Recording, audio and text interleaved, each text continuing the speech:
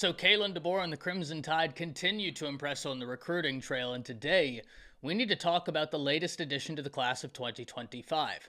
A very talented prospect who not only finds themselves within the top 100 players in all of high school football, regardless of position, not only finds themselves as a top 10 player at their respective position and a top 10 player in their state, but also comes from a program that you must maintain a pipeline towards. And of course, today we're talking about Chuck McDonald, a very talented defensive back, and why this is a big-time addition for the Crimson Tide. But before we can, as always, y'all know the drill. I have got to hear from you.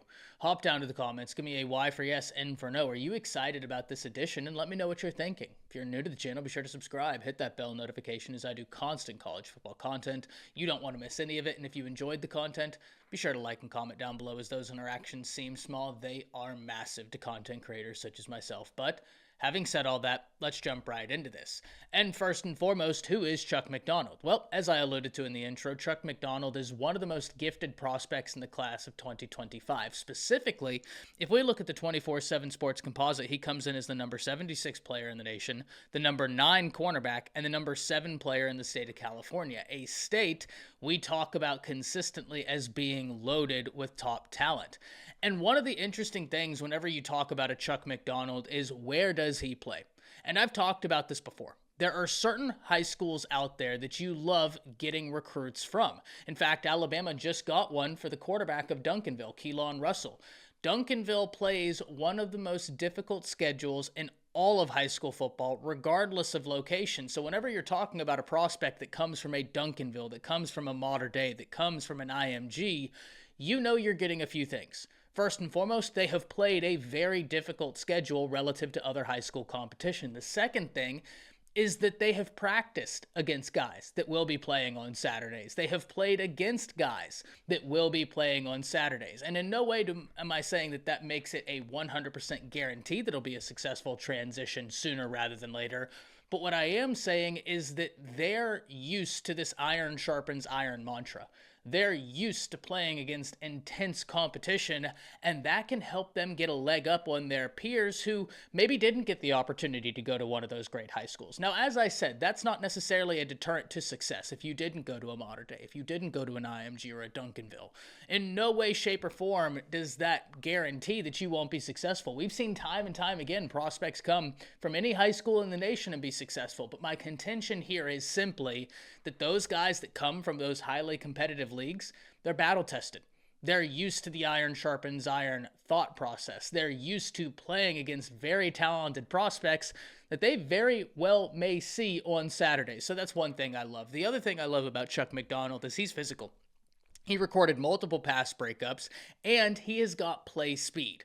Whenever you have a defensive back that can combine physicality and speed, I think that that's surely a winning combination. And it's not just backed up by what you see on the tape. It's backed up by actual track data. Whenever you look, he has logged a sub 11-second 100-meter dash, and that's something you absolutely love. But finally, the last thing I'll talk about is why this is so impressive. Because a lot of people questioned whether or not Kalen DeBoer and company would be able to recruit the defensive side of the ball. I think as the dust settled, most people out there that were tuned in and tapped into college football expected this staff to recruit offense well. Why wouldn't they? But what about the defensive side of the ball? Well, in fact, if we look at this recruiting class, the 5-star that they have is a linebacker. They have gotten several top-tier linebackers. They have gotten some really impressive defensive backs, and they continue on that trend. And Courtney Morgan is a name that we must give credit to. Whenever he was at Washington with Coach Kalen DeBoer, he was able to establish and cultivate relationships on the West Coast that are proving to be fruitful. And Chuck McDonald is not the only West Coast defensive back thereafter. We've talked about Dijon Lee for Mission Viejo. Will Alabama be able to get that addition as well? Something we're going to check out, but I have long maintained I thought this was an Alabama-Georgia battle, and if I'm not mistaken, multiple predictions from On3 have gone in Alabama's favor. Will they be able to hold on to that lead? Going to be interesting to see, but one thing we do know is this staff is recruiting at a very impressive level. As we currently sit here and talk, Alabama has a top 10 class in all of high school football recruiting. And I don't think that a lot of naysayers out there would have credited Kalen DeBoer with achieving a top 10 recruiting class in his first year at Alabama, because they would always say he didn't do it at Washington. I would remind everybody respectfully that Washington is not Alabama. Washington is a fantastic program. Alabama's a blue blood. And whenever you have blue blood resources and people behind you that are willing to get the job done, results will follow, especially if you've proven to be a fantastic head coach. So hop down to the comments.